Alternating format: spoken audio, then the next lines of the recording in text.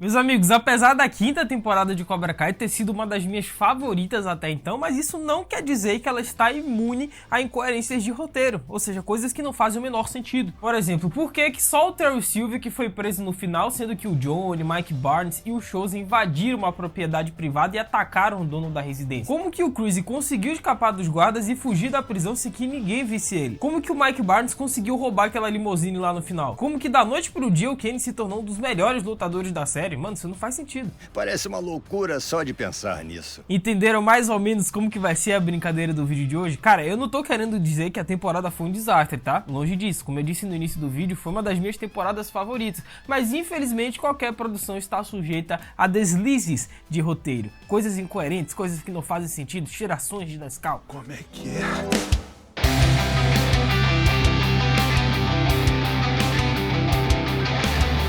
Pra mim, o arco inteiro do México é um negócio que não faz o menor sentido, né? Eu já falei isso pra vocês em diversos vídeos, principalmente na minha análise com spoiler, que eu soltei essa semana, então clica aí nos cards depois pra assistir. Mas, cara, se eu tivesse que ressaltar um detalhe nesse arco do México que não faz o menor sentido, é o fato do Héctor Salazar, o pai do Miguel, ter convidado o Miguel, até então desconhecido, pra jantar e dormir na sua casa, sendo que o Héctor, ele era procurado pela polícia. A gente descobriu, né, que de fato o Héctor Salazar, né, o pai do Miguel, ele está envolvido em esquemas ilegais e constantemente ele vive longe de casa para poder despistar a polícia. Tanto é que lá no clube de luta ele chegou a desconfiar do Miguel de que ele era o infiltrado da polícia e que ele estava ali para poder pegar o Héctor. Então como que um homem que vive numa desconfiança dessa chamou um garoto que veio de outro país, chamou ele para jantar em sua casa e ainda por cima deixou ele dormir na casa dele? Isso não faz o menor sentido. Meio dramático, não é? E tudo bem, né, que o Miguel tem aquele argumento que o Miguel salvou o filho do Héctor, então vai que o Héctor de fato ficou com essa dívida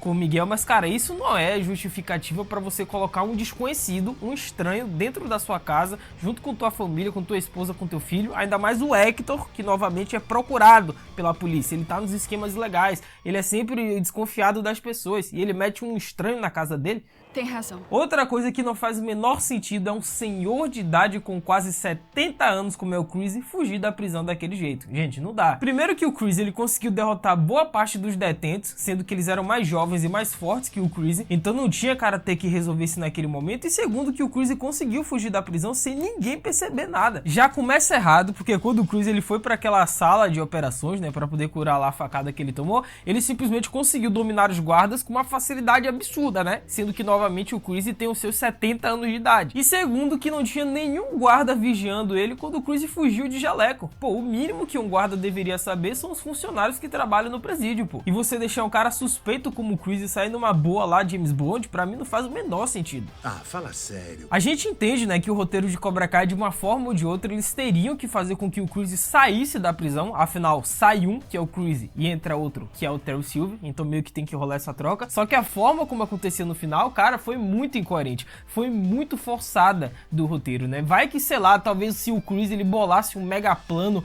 mirabolante, né, com aqueles detentos lá que ele fez amizade, eles fugissem, um plano gigantesco, a lá Prison Break, seria genial, pô, seria coerente. Mas um senhor de quase 70 anos como o Chris e fugir da prisão daquele jeito, nossa, mas aí forçou demais o roteiro e não faz sentido nenhum isso. Nada mal. E outra coisa também que não faz sentido é só o Terry Silver ter sido preso no final da temporada, porque beleza, né, o Terry Silver de fato mereceu, ele trapaceou, ele comprou o árbitro e principalmente agrediu fisicamente o Arraia. Ele tem que ser preso por isso, pô, tem que responder. Mas não vamos esquecer que o Chozen, Johnny e o Mike Barnes invadiram a casa do Terry e ameaçaram o dono da propriedade privada, que nesse caso é o próprio Terry Silver. Isso é ilegal, cara. Você não pode entrar na residência dos outros e ameaçá-las e bater nela, não pode. Então, pela lógica, era pro Chozen, Johnny e Mike Barnes também irem lá no camburão da polícia, como aconteceu com o Terry Silver. Por que foi só o rabo de cavalo? Fora os adolescentes também, né, que começaram a se bater lá no Cobra Kai, tanto o Miyagi-Do, presa de águia, juntou com o Cobra, e a polícia no final não fez nada, entendeu? Só prendeu o Terry Silver. Isso pra mim não faz sentido não, deveria geral ter sido preso. Tudo pra você é um desastre. O fato do Terry Silver ter recrutado a Kim e seus demais senseis mostra que eles têm lealdade com o método do punho. Só que no final eles passaram dos limites, né? Porque a lealdade daqueles senseis com a Kim era uma coisa no início, mas foi levada para outro nível à medida que a temporada avançava. Porque, gente, esses senseis da Kim que vieram junto com ela cometeram crimes, atacaram crianças e até tentaram assassinar o Johnny. Vocês lembram lá no último episódio, né, na reta final, quando o Terry Silver chegou lá pros senseis e disse: acabe com o Johnny, você sabe o que acabe, né? Ó, Isso não é verdade. o fato de nenhum desses senseis ter parado pra pensar que eles estavam indo longe demais e que eles não foram contratados pra isso é algo que também não faz sentido pra mim na quinta temporada. Era só pra eles ensinarem crianças e não atacar adultos e cometer atrocidades, cara. E eu também retorno pro outro ponto, né? Por que esses senseis aí que atacaram o Johnny em geral também não foram presos? Por que foi só o Terry Silver no final? Porque eles também cometeram atrocidades, mano, crimes. E quem disse que isso é problema meu? Agora, o fato dos adolescentes dessa série estarem perdendo tempo de tela na quinta temporada para poder dar espaço aos adultos é algo que pra mim não faz o menor sentido, velho. Porque a proposta da série na primeira temporada era trazer o arco dos adultos na mesma medida dos adolescentes. Só que nessa quinta temporada mal vimos o Falcão, o Dimitri, o Rob, Miguel, Sam, Tori. A verdade, cara, é que os adultos tiveram muito mais tempo de tela que os adolescentes. Isso não tá certo, gente. Isso tá completamente incorreto, porque desde a primeira temporada, né, a proposta da série Cobra Kai, como eu disse, era fisgar tanto o público nostálgico dos anos 80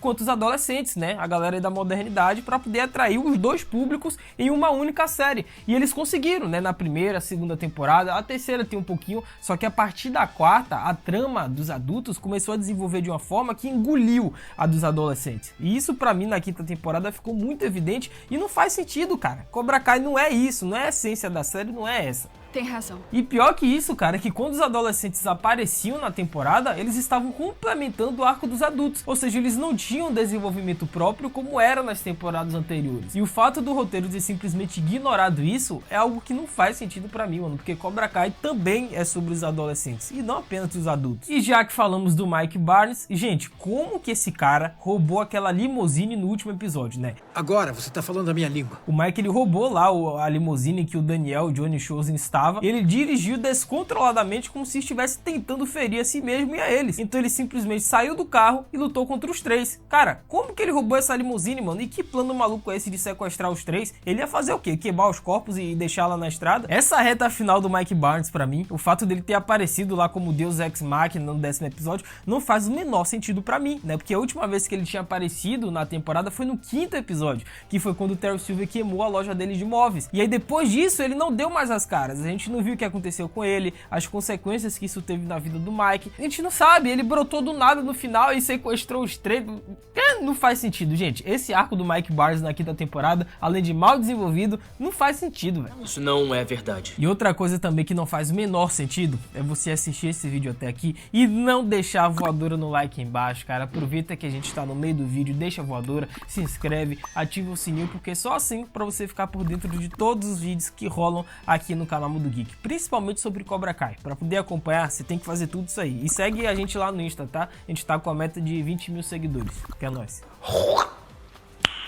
Nice. Se tem uma coisa que Cobra Kai teima em fazer, mas eu sempre acabo percebendo, é a passagem de tempo na narrativa, né? Porque se os personagens de uma cena estão se preparando para sair à noite, todos os outros personagens do outro lado obrigatoriamente têm que estar centrados durante a noite, a menos que seja um flashback ou algo do tipo, mas a passagem de tempo tem que ser a mesma para todos os personagens, cara. E por que que eu tô falando isso? Porque nessa quinta temporada tinha muitas incoerências nesse sentido. Então, enquanto os adultos eles iam sair à noite, simplesmente cortava a cena para as crianças e tava durante o dia. Tipo, não tá se passando tudo no mesmo horário, sabe? É um passado, sabe? Tem essas incoerências que, para quem percebe, é claro, acabam incomodando um pouco, mano. E nessa quinta ficou muito evidente. Em diversos momentos, os adultos saíam durante a noite e aí cortava a cena, as crianças estavam durante o dia. Aí voltava pros adultos, estava à noite, aí voltava de dia, aí você ficava, meu Deus, o que é isso? Tem razão. Eu não sei vocês, mas o roteiro tem que respeitar a passagem de tempo, mano. E isso daí é uma coisa que não fez sentido pra mim nessa quinta temporada, né? Eles teimaram em fazer isso à exaustão. Bom, nós sabemos, né, que o tempo em Cobra Kai, né, já que a gente tocou nesse ponto, ele é extremamente acelerado dentro dessa série, né? Porque o Miguel, na primeira temporada, ele se tornou o melhor lutador, se tornou campeão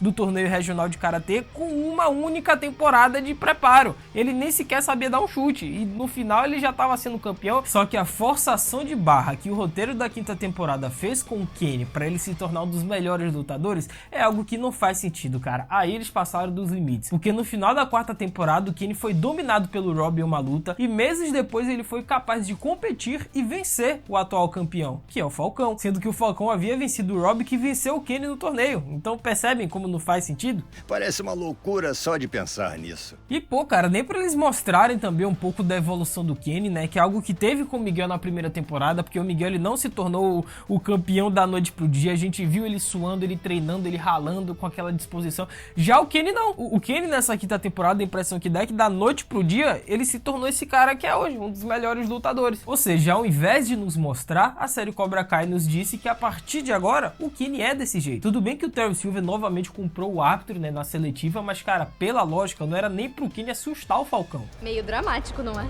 Mas e vocês, meus amigos, concordam com as coisas que eu trouxe aqui hoje pra vocês? Realmente não faz sentido também pra vocês? Comentem aí outras coisas que vocês perceberam, bora complementar esse vídeo, capite? Estão vendo esse vídeo que tá aparecendo aqui em cima do escudo do Capitão? Cara, clica nele, que foi outro vídeo de teoria que a gente fez aqui no canal sobre Cobra Kai, e aqui tá o top 10 melhores lutas, vai lá. Não se esqueçam da voadora no like aí embaixo, isso é muito importante, se inscrevam, ativem o sininho, me sigam lá no Insta, @LucasMGeek, que é nóis. É isso, até a próxima, valeu, falou e fui!